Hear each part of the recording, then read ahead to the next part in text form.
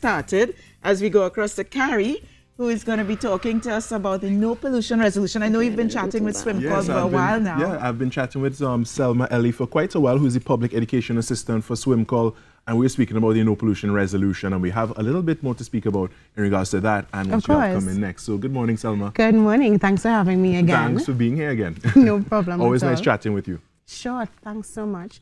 So we have been talking about the no pollution resolution.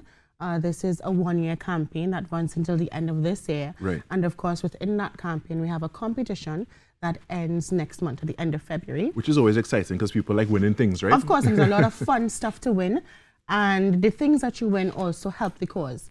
Exactly. So the why is we generate a lot of waste, you know, and that waste goes into our landfills. When realistically, we could change that by simply making a better choice. And so that's what the no pollution resolution is about.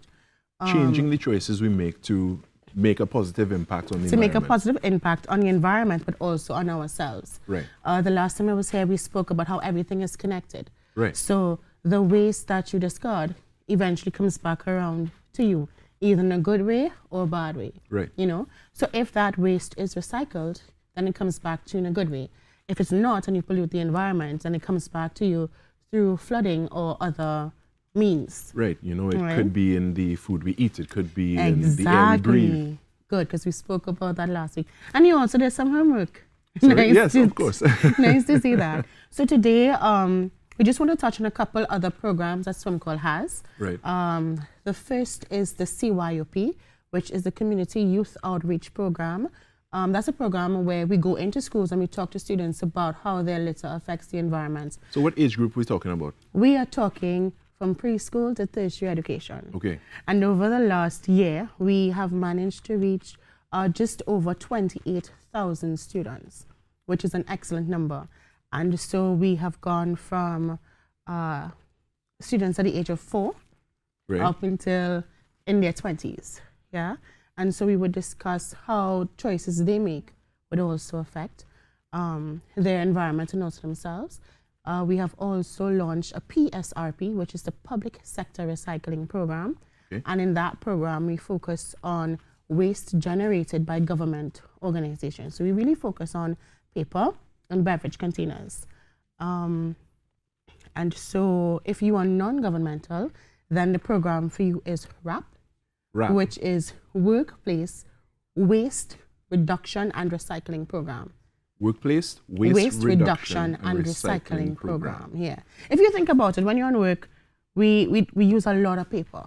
Right. Yeah. Correct. And that's not necessary. First of all, to get the paper, we need to cut down trees. Trees and process the trees. Exactly. And then it becomes paper that we print on or write on maybe once or twice, twice if we're lucky. Yes. And then it most times goes in a bin. Right. And so what we want to do is get people thinking about the waste they generate at work. So something as simple as sending an email as opposed to printing. Right. So don't use paper at all. Another thing is you could print on both sides if you need to print. Yeah. Right. And so there are different things that you could do to minimize the waste. So that's where the reduction comes in. And then the recycling, that's where you make sure you put your items in a bin. And, yeah, and categorize them. I know we also have a video package that you provided for us. Could we take a look at that right now? Yes, so the video that you're going to see is actually Curbside Recycling. Right. We would have started this initiative at the Tunapuna Piarco Regional Corporation. We partnered with them. And in the space of 6 months, we would have collected over 1 million beverage containers. Yeah, and we didn't even over 1 million. Could you repeat that? Over 1 million. So in the space of 6 months, in about 10 streets in Twin City area, we would have also gotten a couple schools involved in a couple business spaces. But we collected over 1 million beverage containers. All right, so let's take in this video right now.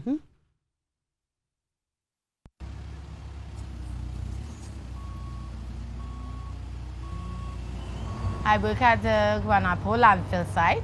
We do a lot of recycling now. We do bottles, cans, Tetra Paks, glass, and types of plastic. We receive materials from Plastic Heap and from the iCare project, as well as from the Tunapuna Piarco Curbside project. Once the material is sorted, it goes down to our beverage container recycling facility in Port of Spain. The Curbside Recycling program was an initiative between the Tunapuna Piarco Regional Corporation as well as SWMCOL. I was pleasantly surprised that they wanted to start this program in my area, because I really don't like getting rid of this stuff to go in the landfill. The total amount of incoming tonnage is 700,000 tons of waste per year. 70% of all incoming waste is recyclable. Why are we wasting that economic resource and putting it into a landfill? We need to spread the word so people will have an idea what we are doing here, so that they could take it upon themselves and start it in the homes. It's for everybody to be involved in, children, adults. It could be a permanent thing if we have everybody on board.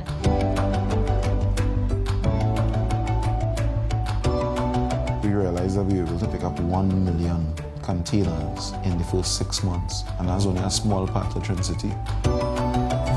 I think it's something that the government should and will invest in, and we'll see soon that attitudes will change quickly.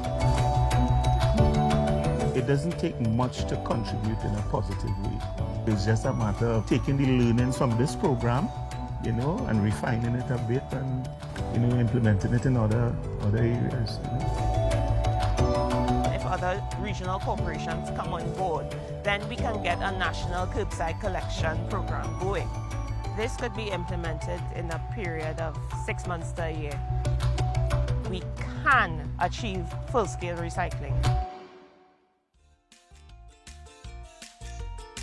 And definitely a fantastic initiative there by SWMCOL. And Selma, Ellie, thank you so much for joining me again this morning. No problem at all. You all are making a big impact, and you're doing things that are really positive, and I hope the work continues.